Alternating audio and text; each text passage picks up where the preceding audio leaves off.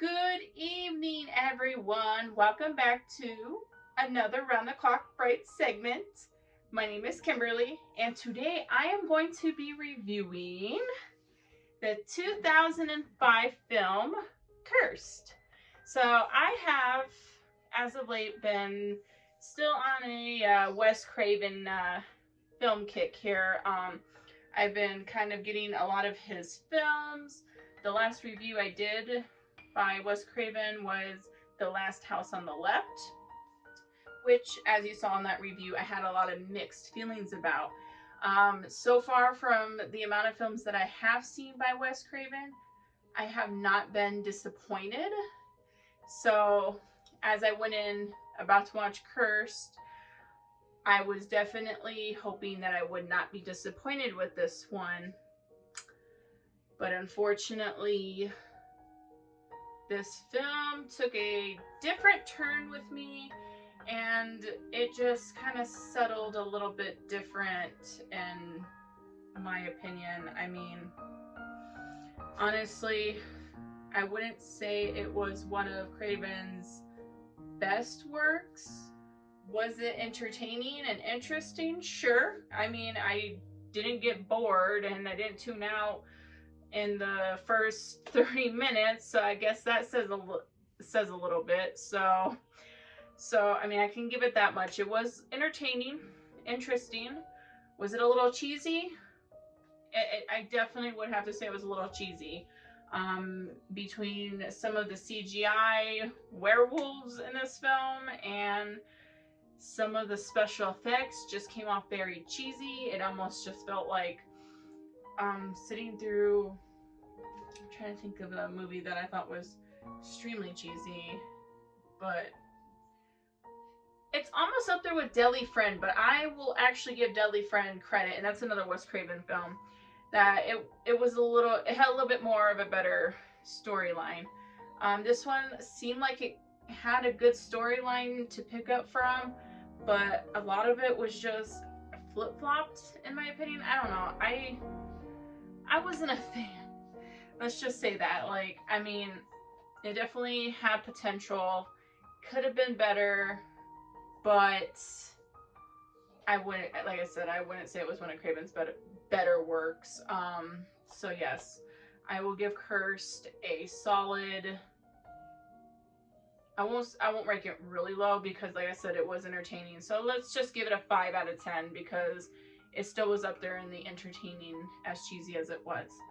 So let's go ahead and kick off this review. So Cursed is pretty much a film about this the main characters is this brother and this sister, played by Christina Ricci and young Jesse Eisenberg, which was very interesting to see a young Jesse Eisenberg because I really haven't seen him playing a whole lot of like horror films. So it was really interesting to see him in this role. I'm used to him being in like The Social Network.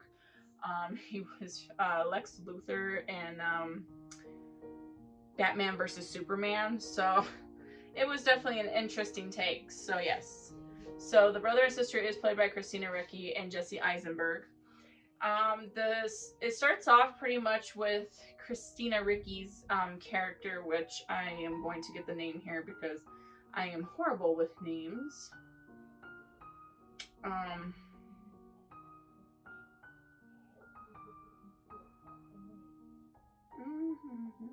Sorry, give me a second.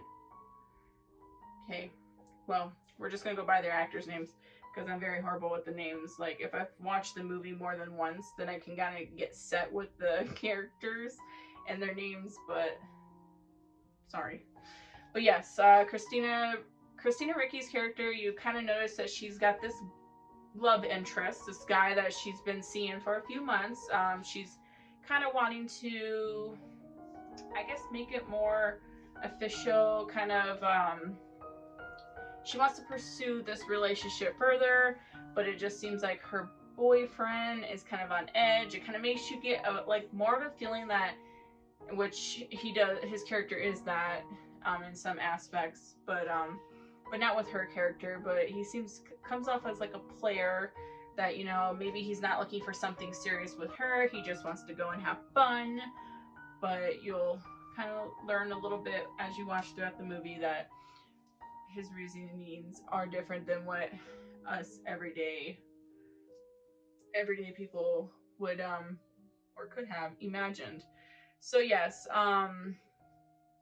she's pretty much, wanting to make this official with him. He says that he needs, a couple weeks to kind of go off the radar and, just think about things, which is kind of where you get those vibes from. And she's a little torn, a little broken up by it. Then you get introduced to Judy Greer, which was, I did not know she was in this movie, but she comes off as your typical bitch boss who's just all about, come on, let's get going. We got to get to work. We got to get things done. Very bossy, very demanding. Like I said, a bitch boss. And she comes in, steps in, pulls Christina and Ricky away. Like, hey, we need you to come over here and do this. And so she gets pulled away from her boyfriend. And then as she's leaving this event that she works at, which she works with a lot of like big time celebrities and stuff. Can't think of like what her job title was, but yeah, so she ends up going home, and that's when we kind of meet Jesse Eisenberg's character, where he's just this kid who's in school. He gets made fun of. He is the geek or the nerd. Sorry, I said geek, but the term was more of a nerd, and he's always getting picked on and made fun of by all the cool kids and all the popular kids, and so he's got it kind of hard. And then you'll learn that, as these characters' storylines play out, that their parents are no longer in the picture, so they're pretty much, sorry, excuse me, are pretty much living just with each other in their own little home with their dog, which, ooh, how did I forget the dog's name? Oh my goodness, that's gonna bug me because the dog had a really cute, really unique name. Started with an S. I want to say Skipper. I don't think it was Skipper though. If you guys remember, put it in the comments below because I'm drawing a blank. It'll come to me. Watch as you keep watching this review, it will come to me. But yeah, so she goes and picks him up. That's how it went. Sorry, he calls her up at her work. She has to go and pick him up from wherever he's at, and they're driving in the car and stuff, and then that's when this animal jumps out in front of their car. They crash into him, which kind of sends them flying into the next car, and then they go pretty much flipped off the road. They're okay, nobody's harmed, not even the dog, which I'm not gonna lie, anytime they introduce any kind of animal in this, I'm always on edge and hoping to goodness they do not kill the dog. So I will tell you that much, this dog does not die. Otherwise, I would have probably ranked this film from a 5 to a 4. Sorry, animal deaths just, no, can't do it.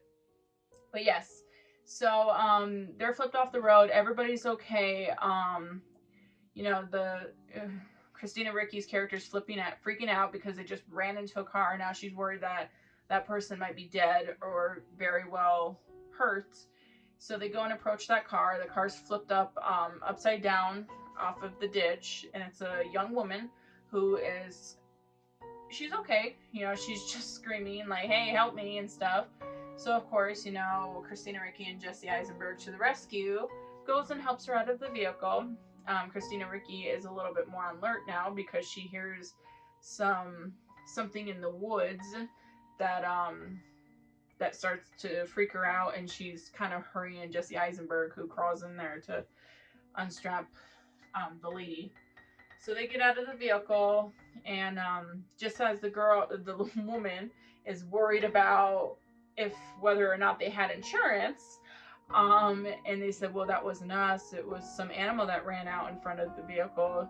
She's like, oh, which animal? And then that's when we get our first jump scare, because the wolf or werewolf jumps out of the forest and grabs that young woman and pulls her into the trees, well, into the woods or forest, and you don't see her again. And I'm going to start by saying that CGI werewolf is downright horrible. I couldn't buy it. Like I've seen a lot of unique CGIs where they can pull it off, and I've seen some that it just could have been better, and that was by far one of them. Like I could not. Every time it was introduced to a werewolf, I just could not. I could not stand the CGI werewolf. But yeah. So as they're freaking out because the woman gets pulled into the forest, the Christina Ricci starts hearing sirens nearby because they call the police for help, and they hear them coming. And she's like, "They're coming near." Then that's when we get another jump scare because the werewolf pretty much tosses back half of that woman's body onto the ground, and she is literally just a head, some arms, and a torso. Like her whole bottom half is just been eaten up by these werewolves, and she's still alive because she's still screaming, and she turns over like she's gonna crawl away and stuff, and then she ends up dying. And I could not even for a death scene, as traumatizing as that would have been, could not get around the special effects, because to me it just didn't sell me on it. So yeah, so that's when they get their first death. They start realizing things are a little weird, more so Jesse Eisenberg. He's starting to kind of, dig deep into what they just saw. He knows he saw a werewolf. Christina Ricci's kind of playing off like, I don't think it's a werewolf. It could have been anything else. It could have been a bear. It could have been just whatever. So she doesn't want to kind of buy into the fact that it's this abnormal beast. But yes, and in the process of this werewolf jumping out and grabbing the woman, it bites Christina Ricci's character, which you'll learn that when these werewolves bite other humans, it kind of turns them. It's almost like a whole zombie thing. Like if you get bitten by a zombie, you get turned into a zombie. It's the same thing. If you get bitten by a werewolf in this movie, you are pretty much a werewolf. Or as they call it, you are bitten by the mark of the beast. So Christina Ricci's character gets bitten. Jesse Eisenberg's character does not right off the bat, because as they're coming out of the forest, just shocked from the activity that just happened, they go back to the car where Jesse Eisenberg tries to go check on his dog. Still can't get the dog's name in my head. I swear I think it's Skipper. I will find out. But yeah, so Zipper. Aha! I knew it was a unique name. Skipper. I was close though. Yes, the dog's name is Zipper. But yes, he goes and checks on his dog Zipper, who was sitting in the back of the car the whole time. But apparently, while all of this activity was going on, poor Zipper did get bitten by the werewolf, but he does not die. He just gets turned into pretty much a dog werewolf, which was very interesting.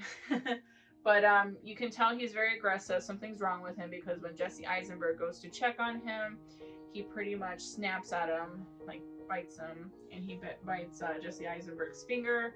And yes, Jesse Eisenberg is now part of the werewolf gang.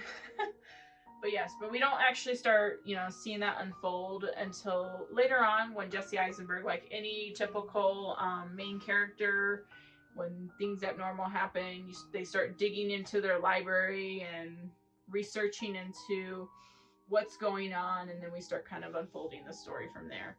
But yes. So this movie had a lot of unique turns. I feel like it was also a very slow build-up. From the moment Christina Ricci's character comes into play, and she's, at her job with her boyfriend, all the way up until pretty much the last half an hour of the movie, it just was a very slow build. It was the same thing. It was almost like, okay, we're waiting for something to happen, even though we already, at some point, we figure out that Christina Ricci and Jesse Eisenberg are werewolves.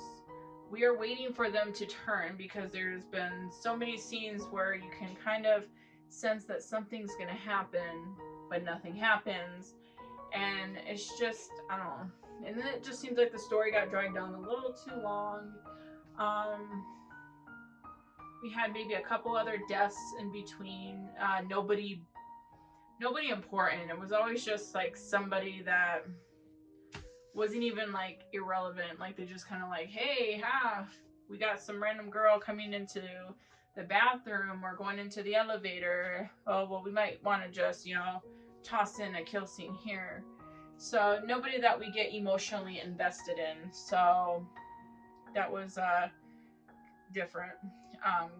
Not saying that, we all deserve our beloved main characters to die, but we also want to be emotionally invested in our characters, that once their death happens, it's a little bit of a shocker, like, hey, But, there's some movies where it's just random people and it still affects you just as much.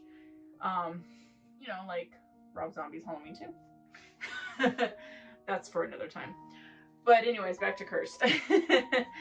So I'm gonna go ahead because, like I said, a lot of it is just very slow. It goes back and forth between Christina Ricci talking to her supposed boyfriend that she wants to be serious with, her job, them figuring out that they're werewolves, them wanting to transition into werewolves but just never transitioning, and all this. But I'm gonna go ahead and start talking about that last part of the movie because this is when things actually at least get a little bit more interesting. But the last half an hour of the movie, we start to realize that Christina Ricci's boyfriend is part of the werewolf gang. He is actually the alpha of the group, and we start to figure that he's like, he's just part of the werewolf group. They're at this big event, Christina Ricci is, and Jesse Eisenberg ends up coming there to find her because as Jesse Eisenberg's at home, he is about to dig into I think it was a steak or just a raw piece of meat, and then he realizes Zipper gets his raw piece of meat and eats it, and as he's trying to get it away from him because he's just craving on a bloody piece of meat from the fridge, Zipper goes on an attack mode and starts chasing Jesse Eisenberg throughout the house. And he runs into because before that he runs into this guy who's actually got a really big crush on him, and he just hasn't came out yet, but he was coming out to him that he was interested in him. But he ends up going with him. They end up running off, jumping in the car, zipping off to Christina Ricci's, work to tell her what's going on, that, Zipper's been affected, that he's part of the werewolves. And so, yeah. And as he's heading there, she's leaving because she starts to realize that her boyfriend is just weird, because that's when she starts realizing he's part of the alpha. But then when she finds out Jesse Eisenberg's there, then she turns around, goes back. And then everything kind of pursues at that job or at that event. They go into this funhouse mirror, which kind of reminded me from a scene in It Chapter 2, where Bill and his where older Bill and the younger boy go into the funhouse, and Pennywise jumps out. Almost reminded me of that, because you got Jesse Eisenberg, his friend / love interest. Well, yeah, I think it was one-sided love interest, and Christina Ricci, and I believe Christina Ricci's boyfriend, because that's who they're trying to run away from, because she knows he's alpha, are all in this funhouse mirror. Lights are flickering on and off. The suspense is getting, your blood's boiling, like, okay, what's gonna happen? And then a werewolf jumps out of nowhere, attacks Jesse Eisenberg's friend, knocks him out, and starts, chasing him. Everybody gets chased out of the building because everybody starts seeing the werewolf, and it's a freak out moment. And so they pretty much lock down the event, but of course Christina Ricci, Jesse Eisenberg, and Christina Ricci's boyfriend are in there too. So now it's just, them up against each other. Then we notice that Judy Greer, bitch boss here. I'm gonna call her bitch boss. No, I'm just kidding. She comes in, and we realize that she had at some point got bitten by a werewolf, and she's on a hunger spree, but she's also hungry for Christina Ricci because apparently Christina Ricci stole her man who she hooked up with months ago, but he rejected her and did not want her, but now is very interested in Christina Ricci. So she's a little jealous, and she's about to get back at her and pretty much feed off of her. Even though they're all werewolves, they feed off of each other. So yeah, so she goes on a psychotic moment, and I will have to admit, one scene that had me chuckling was when Judy Greer goes into her werewolf form, and the cops come busting into the event to find out what's going on, which at this point they don't even know that it's a werewolf. And Christina Ricci and Jesse Eisenberg they're going on, or not, they're going on. They're like, the police officer like, okay, what's in here? Where is he at? And Jesse Eisenberg goes, it's a werewolf. So of course the police officers are looking at him like, okay, dude, you're crazy.